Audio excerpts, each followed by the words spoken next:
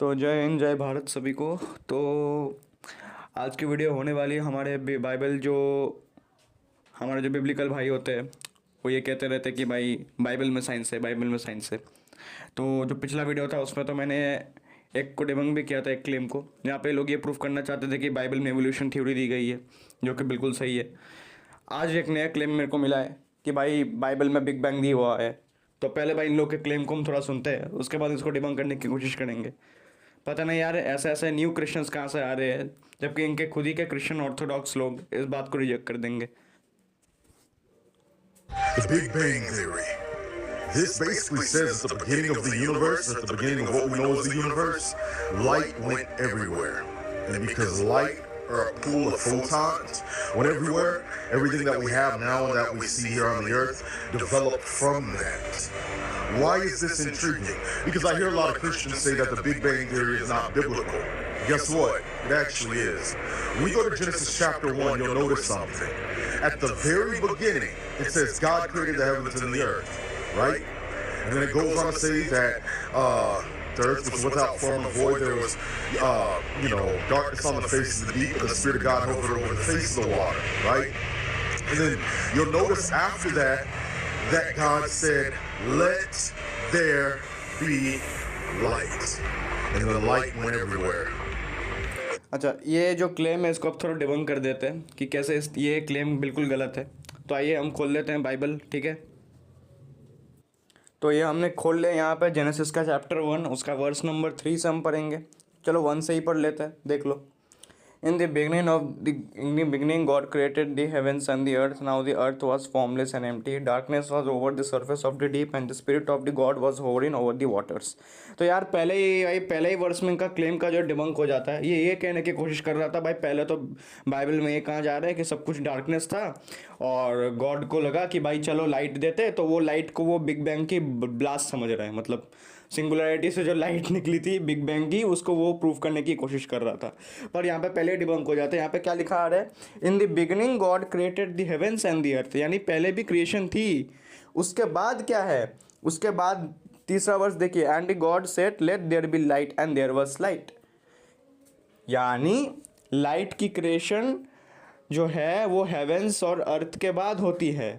तो ये क्लेम बिल्कुल डिबंक हो जाता है कि भाई जो है पहले जो है बिल्कुल डार्कनेस थी और डार्कनेस से जो है वो लाइट फिर बिग बैंग हुआ, ऐसा ये लोग कह रहे थे कि बाइबल में लिखा है, जिससे लाइट मतलब ये बिग बैंग समझ रहे थे और फिर क्रिएशन हुई। तो भाई तुम्हारे इधर पहले ही क्रिएशन हो चुकी है अर्थ और हेवेंस की, उसके बाद लाइट आई। तो यार अपने ही जो बाइबल की जो क्रिएशन क्रोनोलॉजी है उसको ध्यान से थोड़ा पढ़ लिया करो यार। पता नहीं कुछ भी रील्स उठा के आजकल बना देते रहे भाई, और ये लोग दिमागी अपंग होते, मेरे को पहले ही पता है। आइए चलिए अगला क्लेम देखते हैं। उसके बाद हम देखेंगे 14 वर्ड्स का। And God said let there be lights in the vault of sky to separate the day from the night and let them serve as signs to make sacred times and days and years. यहाँ पे stars की बात हो रही है। And let them be lights in the vault of the sky to give light on the earth and it was so यार, और जो साइंस का अकॉर्डिंग था, साइंस के अकॉर्डिंग अगर हम देखेंगे बिग बैंग में, तो वहाँ पे स्टार्स की क्रिएशन पहले होती है। हमारी सोलर सिस्टम की जो क्रिएशन है वो बहुत बाद में होती है। उससे पहले कई सारे गैलेक्सीज, कई सारे सोलर सिस्टम बन चुके होते हैं। तो बाइबल के हिसाब से अर्थ पहला बना, फिर हेवेंस बना, फिर स्टार्स आए, फिर लाइट आई। तो ये तो क्रोनोलॉजिकली उल्टा है भाई, ठीक है। चलिए अगला देखते हैं क्लेम इन लोगों का।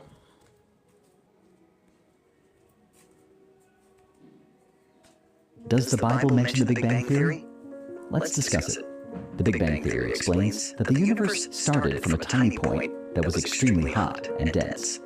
Then the universe expanded like a massive explosion, forming galaxies, and continues to expand. Interestingly, Genesis 1:1 in the Bible says, "In the beginning, God created the heavens and the earth." This verse indicates that God's first creation was the heavens, which means the universe. Isaiah 42:5 also supports this, saying, God created. बहुत बढ़िया भाई, universe को heaven's बना दो। मतलब science की माँ बहन करनी है, मतलब अपनी बेइज्जती करनी है भाई। ये सब चैनल खोलते क्यों यार? इस चैनल का नाम है द बाइबल फैक्ट। काय को खोलते हो सब चैनल्स भाई तुम लोग? ना सिर होता है ना पैर होता है कुछ। आइए देखते हैं भाई इसका क्लेम क्या है। वो क्या बोल रहा है 42 या 45 में क्या लिखा है। मतलब यार यूनिवर्स को ही हेवेंस बना दिया। कोई बोल रहा है यार हेवेंस क्रिएशन पहले हुई, कोई बोलता है लाइट पहले आई, कोई बोलता है लाइट बाद में आई, कोई बोलता है भाई यूनिवर्स ही हेवन है। इनका कुछ भी फिक्स नहीं है, इनका कुछ भी फिक्स नहीं है। आइए देखते हैं, इस क्लेम को भी मैं डिबंक कर देता हूँ इन्हीं के बाइबल से। चलिए यार, इज़ाया से बोल रहा था, इज़ाया का चैप्टर 42 खोल लिया, उसका 5th नंबर वर्ड से हम पढ़ेंगे। This is what the God the Lord says, the creator of the heavens, who stretched them out, who spreads out the earth with all that springs from it, who gives breath to its people and life to those who walk on it। उसके बाद देख लो Isaiah का 45 chapter verse number 12, it is I who made the earth and created mankind on it, my own hand stretched out the heavens. तो both ये जो हमने देखे, जो बोथ जो पैसेजेस थे या फिर जो भी हमने दोनों वर्ड्स देखे, ये थियोलॉजिकल है ना कि साइंटिफिक। इनका क्लेम यहीं पे डिबंक हो जाता है। और यहाँ पे आप चीज़ नोटिस करना, यहाँ पे हमेशा अर्थ या हेवेंस बाद में आ रहा है। तो साइंस के हिसाब से, बिग बैंग के हिसाब से यूनिवर्स पहले आया, यूनिवर्स के बाद जो है जो स्टार्स फॉर्म हुए, यूनिवर्स ठंडा हुआ। मतलब पहले जब यूनिवर्स बिग बैंग में बना तो उस टाइम पे यूनिवर्स जो है वो ठंडा हो रहा था। उसके बाद स्टार्स फॉर्म्स हुए, गैलेक्सीज फॉर्म हुए, वो जितने भी प्लैनेट्स या स्टार्स है वो शेप में आए। उसको मैं दिखा देता हूँ, साइंटिफिक जर्नल से मैं दिखा देता हूँ आपको। लेकिन यार एक चीज़ यहाँ पे आप खुद देखो, जो यूनिवर्स है उसमें हमेशा ये बोला जा रहा है कि यूनिवर्स जो है जब बना उससे पहले जो है गैलेक्सीज बनी, कुछ सोलर सिस्टम्स बने, उसके बाद हमारी सोलर सिस्टम या फिर हमारी गैलेक्सी बनी, ठीक है। उसके बाद अर्थ फॉर्म हुआ, उसके बाद अर्थ पे जो है लाइफ शुरू हुई। लेकिन इनके हिसाब से अर्थ पहले बन गया, हेवेंस पहले बन गया, लाइट बाद में आई, स्टार्स बाद में आए।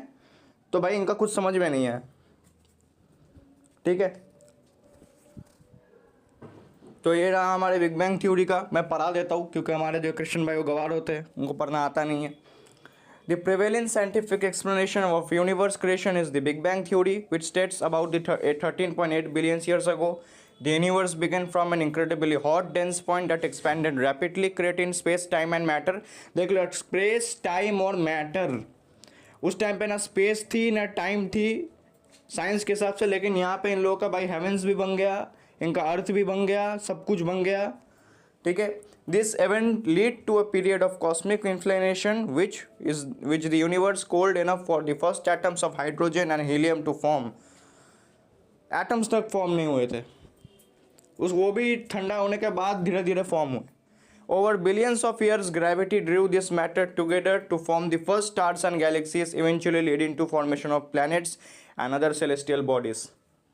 तो यहाँ पे देख लो साइंस के हिसाब से क्या है और बाइबल के हिसाब से क्या दी गई है। तो भाई ये जो यूट्यूब पे खुलेआम हगा करते हैं ये लोग, क्योंकि लोगों को पता है अभी लोग जो है धीरे धीरे साइंस की तरफ शिफ्ट हो रहे हैं, लोग जो है रैशनल बन रहे हैं। तो अपने जो ओल्ड क्लेम्स है उसको साबित करने के लिए लोग साइंस का ही सहारा लेंगे। मतलब यही बाइबल के जो थियोलॉजिकल जो जितने भी स्कॉलर्स है या अभी जो भी एक कितने ऑर्थोडॉक्स क्रिश्चियंस होते थे, कितने क्रिटिसाइज किया करते हैं बिग बैंग थ्योरी को, एवोल्यूशन थ्योरी को। एक टाइम पे तो जला दिया करते थे लोगों को। आज वो खुद ही साइंस का सहारा ले रहे हैं।